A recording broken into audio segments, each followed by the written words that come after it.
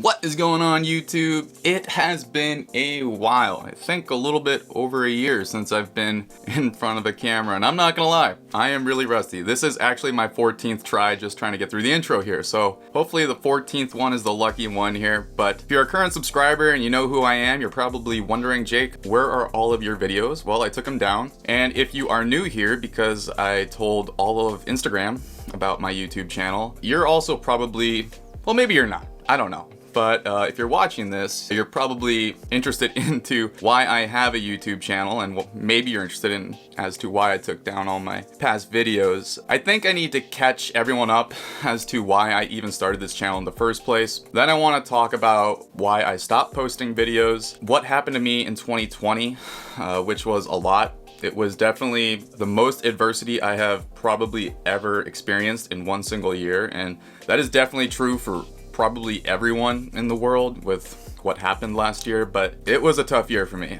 there was a silver lining for a lot of the things that happened, but we'll unpack it. But let me start with the origins of this channel. So about 4.5 years ago already, I was going into I was ending my sophomore year of college, and I was going into that summer right before junior year, and that is typically the summer that you're supposed to get an internship and build up that resume, so when you graduate you get a job. And I applied to probably like 100 different internships, and literally no one would give me an internship. I mean, I remember it got to the point where I would get the email and I would be like, okay, how are they gonna word this rejection letter? Like, it started to just not faze me, because I was like, okay, you know, my grades suck. Even though I try in school, like, I put the effort in. I have ADHD, not that that's an excuse. I'm just a terrible test taker. School was never really my thing. By the grace of God, somehow I finished college. I had nothing that summer, nothing to do. And it's not like I just wanted to sit on my ass that summer and do nothing. I was actually researching like how to overcome rejection and how to deal with adversity on YouTube. The more and more I learned about that, the more and more I fell in love with self-improvement, taking things into your own hand and being more confident and whatnot. And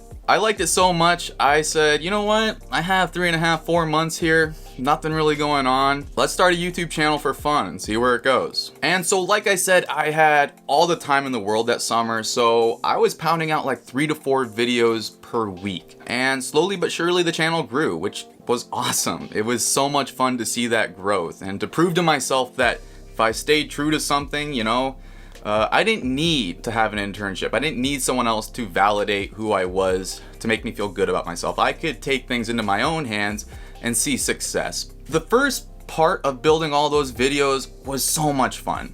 But guys, after the 100th video talking about men's advice, and more specifically, how to be more confident as a guy, I felt like I was repeating myself all the time and being very redundant, and it got to the point where I would wake up and I would dread making a video for that day. And in my opinion, that's when you know you have lost your passion for something that you once had. So right at the end of 2019, beginning of 2020, I can't remember exactly when, I decided, you know what? I need to stop YouTube for now. Maybe I'll come back and, well, here I am. But for now, I need to be done. And so in 2020, I stopped posting videos. Of course, at the time when I made that decision, I didn't know what the rest of 2020 was gonna bring. This was before shit hit the fan in the world. And I don't know if that was a bad decision, because maybe making YouTube videos would have kept my sanity. Let's jump into what happened in 2020 for me personally, because it was the year of adversity for me.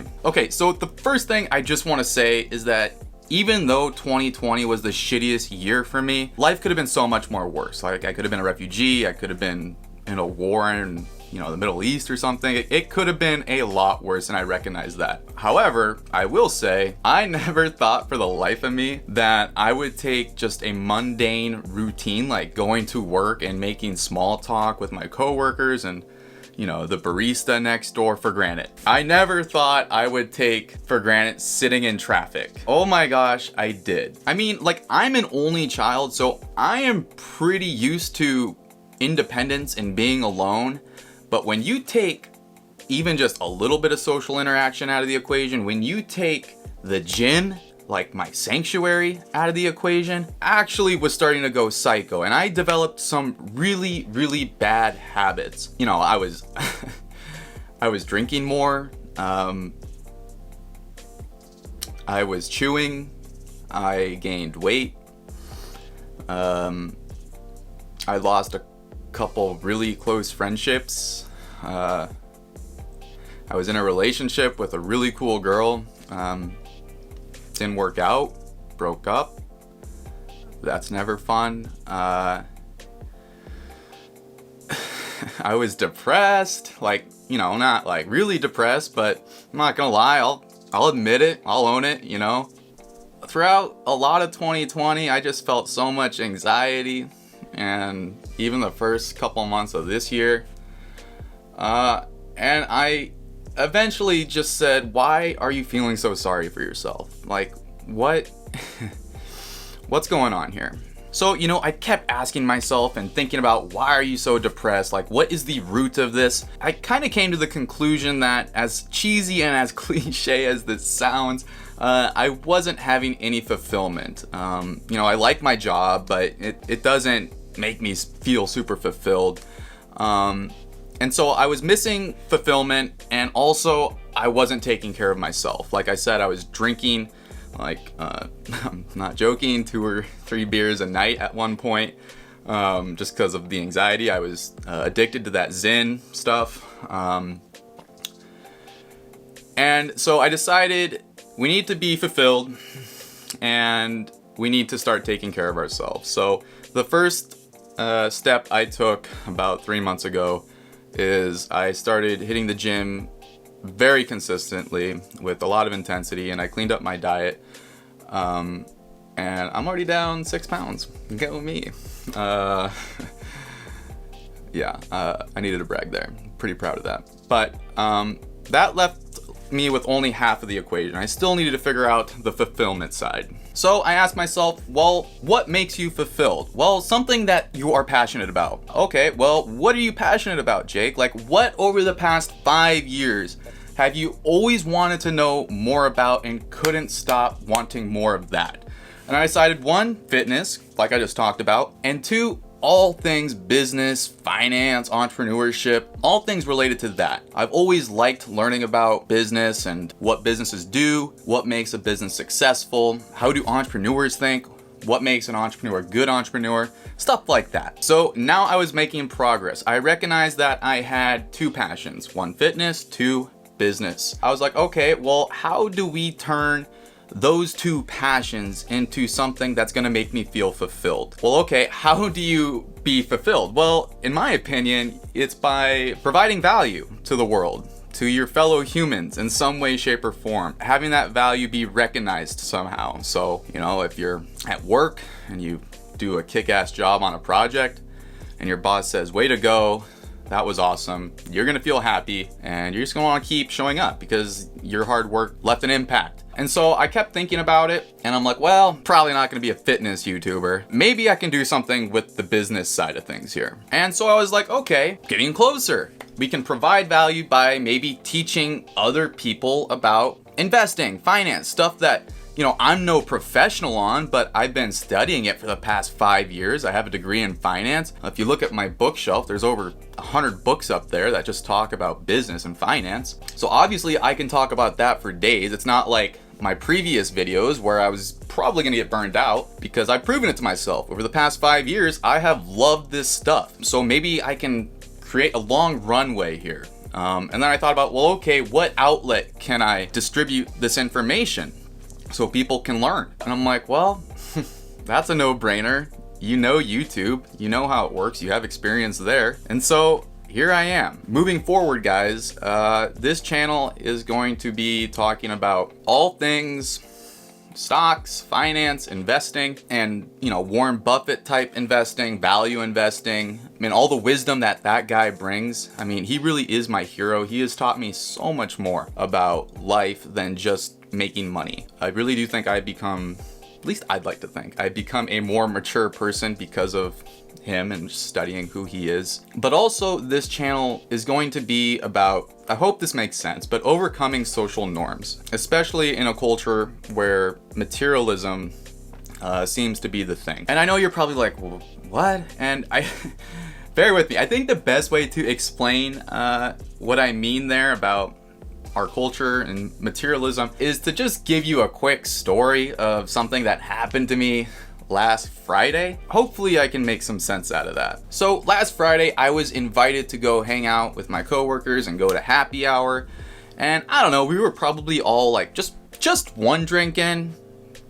You know, just one. One of my coworkers asked me, Jake, what are you doing this weekend? And I don't know, there's not much to do. It's COVID. And so I said, well, I actually just got this portable outdoor pizza oven, which is really cool, by the way. I'm probably just gonna use that, have some friends over and kick it. And you know, they were talking about the pizza oven, blah, blah, blah, blah, blah. And then I wanted to add to the conversation, you know, and it's not that I'm trying to date right now. I'm not. I just needed something to say. I wanted to contribute. I said, yeah, it's actually a really good date idea too, I bet. And so immediately, like, it's almost as if this person was waiting to say this. Like, I don't even know if 1 second had passed by after I said that, you know, I think the portable pizza oven would be a great date idea. This person said, wait, but Jake, don't you live with your parents? It's like, 1, rude. 2, not work professional at all.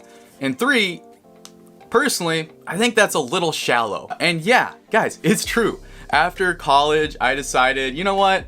I don't want to live in Pacific Beach, which is in San Diego, for those of you that don't know. That's where all, I'd say, the younger people live. I want to go home and save money. That's just what I want right now.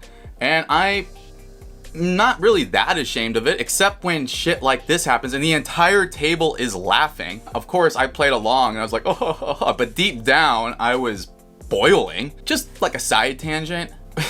Is that really where we're at in society? Where if you ask a girl out on a date, the end goal on the first date is to take her back home and be the Energizer Bunny and just, you know, go full like romance on her that night? Is it really that terrible of a thing to ask a girl out on a first date and, you know, hang out with her just to, like, I don't know, make sure she's not boring and she's actually kind of cool? But anyways, I regress. So PB is about 20 minutes away from where I live with my parents. And so the whole way home, I was thinking about what happened. I thought, like, why are you putting so much thought into this? Why are you putting so much weight into what this person said? And then I proceeded to ask myself, well, hang on, Jake. How old is this person? This person's 30 years old. Okay. Do you aspire to be who this person is at age 30? No.